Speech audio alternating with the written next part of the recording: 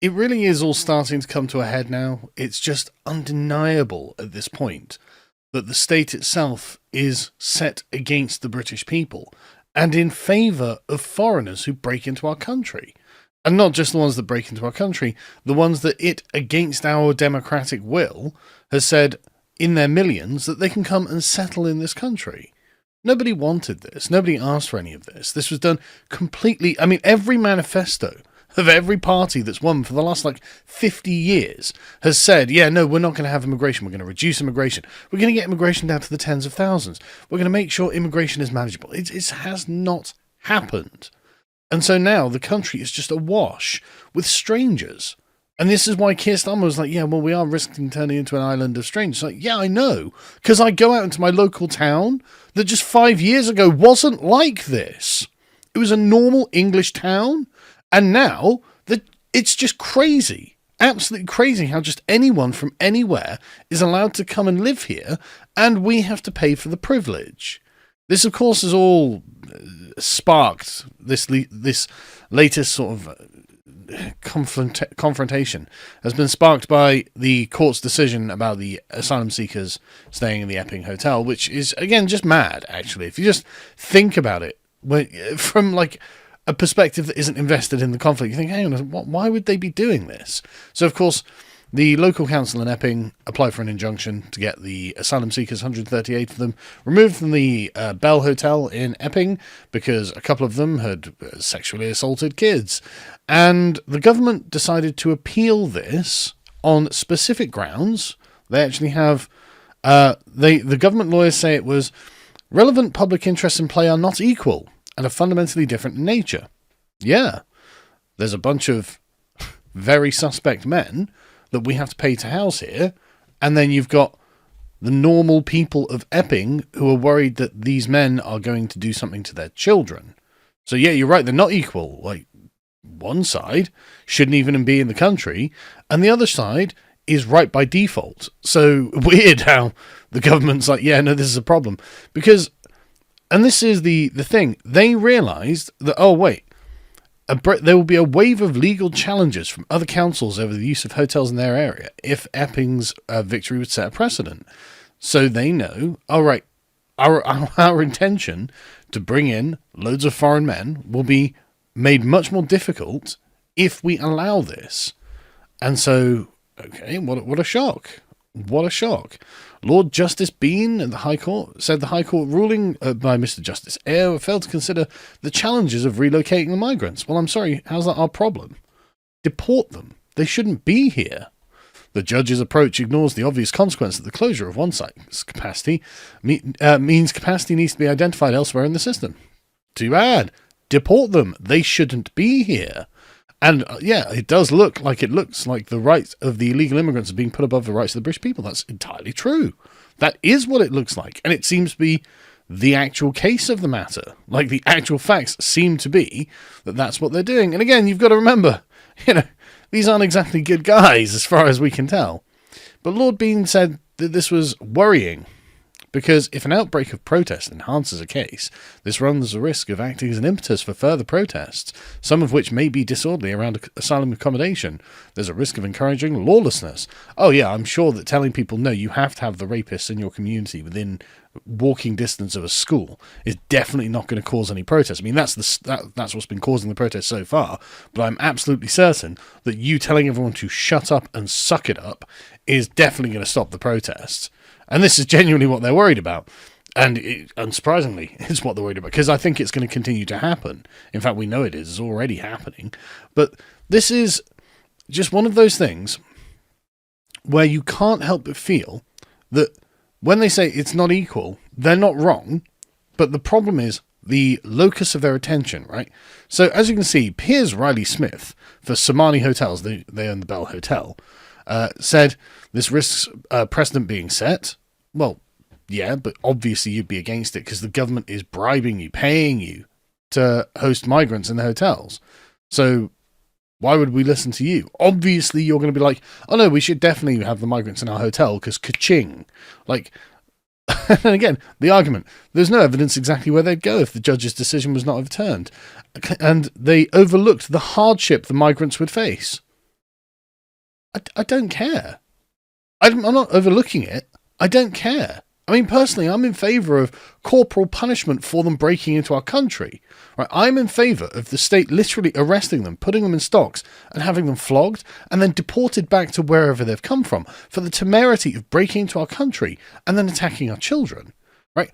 The idea that I'm in favour of them suffering hardship, like massive amounts of hardship, as punishment for what they have done to us and the people of Epping. Right? I am in favour of hardship. So it's really weird argument, frankly. But yeah, the protests have already happened. There was a woman here who went up to the Epping Forest District Council building, put up a British flag, and she was arrested. Now, of course, they didn't do that with the Palestine flags on our war monuments and things like that.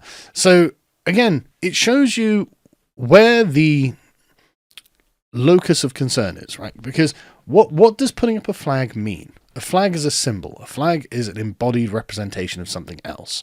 When you put up a flag, you are saying this territory is under the jurisdiction of the people and moral system it represents.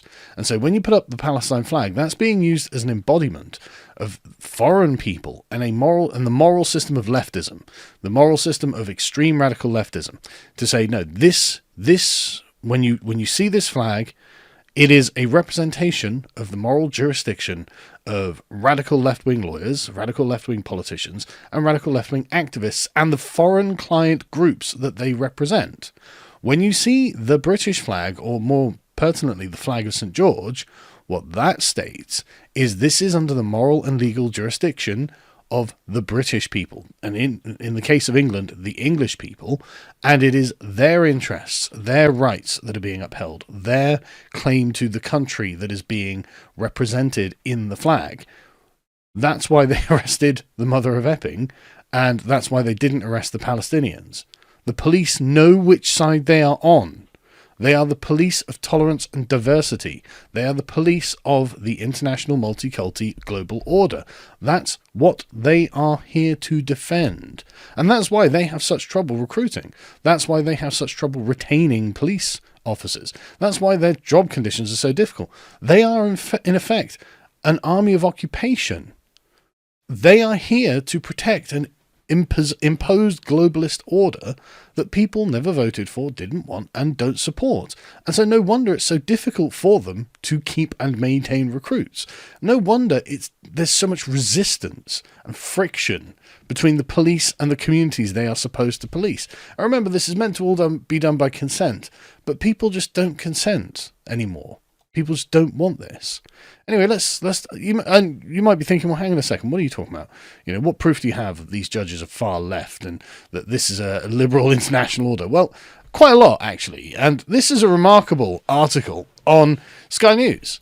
Now, Sky News used to be a part, and I would have always considered Sky News one of the core mouthpieces of the global liberal international order, the leftist international order. And yet they're doing surprisingly patriotic work, which I didn't see coming. They've published this article, political leanings of the two judges involved in the Epping Migrant Hotel case and who they sided with. Now, you've got Lord Justice Bean is the ex-treasurer of the Society of Labour Lawyers and used to chair the Fabian Society. Go and look up the logo of the Fabian Society, sorry, the former logo of the Fabian Society, which of course is affiliated to the Labour Party. I mean, Sadiq Khan was a chair of the Fabian Society. Loads of them are. And then so Stephen Eyre was a Tory parliamentary candidate. So you can see how the judges are falling on this. One judge is a radical left-wing Labour Fabian, and the other is a conservative. So he's concerned about the integrity and the continuation of the country. And so you can see this is explicitly political.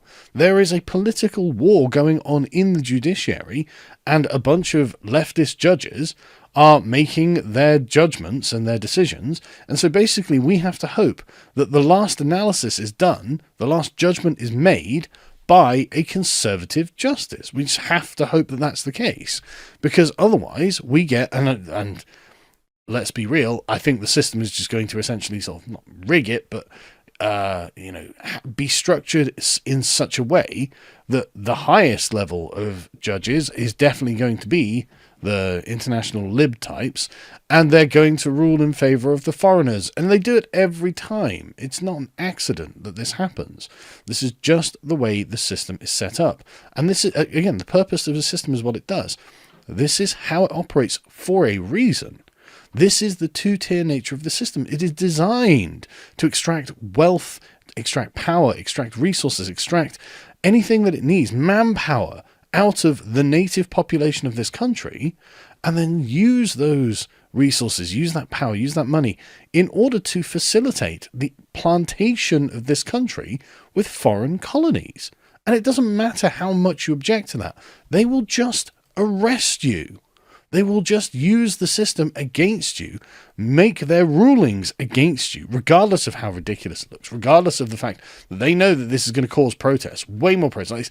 It strikes me that actually conceding on these points would have been more sensible, but no, now it's being drawn to a close. It's being, pushed to a head on all of this, on this particular issue. It's like, okay, well, I mean, the people of Epping have nowhere else to go. The people of Britain have nowhere else to go. The foreigners you're bringing in absolutely do have somewhere else to go. And at some point, it looks to me like the situation will become so dire and untenable that it'll just be not worth their time to stay here. And then we will be left with our treacherous judges, our treacherous politicians, our treacherous police officers, and they won't even have the foreign constituencies to back them up. Anyway, you've got things like this, which is just crazy. Obviously, this hotel owner is the crazy one, but it's crazy how this is the situation that we're in, right? As you can see, James here, a boutique hotel owner in Cambridgeshire has rejected a £3 million 7-year contract to house migrants, saying it would harm the village, and refused to be part of the arrogant government's asylum system. What an absolute patriot. If you're ever in Cambridge, go and stay at Willingham House. We have to absolutely support the patriotic people of this country who refuse to be bribed by the state, and they refuse to take part in the replacement of the British population. They refuse to be a part of this system because this system is going to age badly. When it comes to the end of all of this, people are going to be like, wow, you were complicit in this. I mean, for example, and Elon's been making a lot of noise on this recently, which is absolutely superb. The government in Britain is bribing owners with multi-million pounds for 7-year contracts to house illegals. Their goal is obviously to amplify and extend the illegal migrant tidal wave, not reduce it. Anyone saying otherwise is a liar. Thankfully, this good man rejected the bribe. Completely true. Completely true. This is an incentive to get more illegals into the country because, frankly, they have decided that the native constituency is an unwinnable battlefield at this point.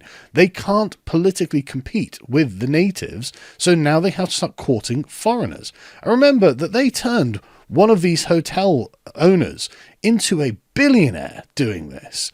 They turned him into a billionaire. Like, so much of your money has been funneled into Graham King's pockets, and that smug, smirking traitor. You got to ask yourself, well, how long is this going to last, Graham? And what happens when the actual bill comes due?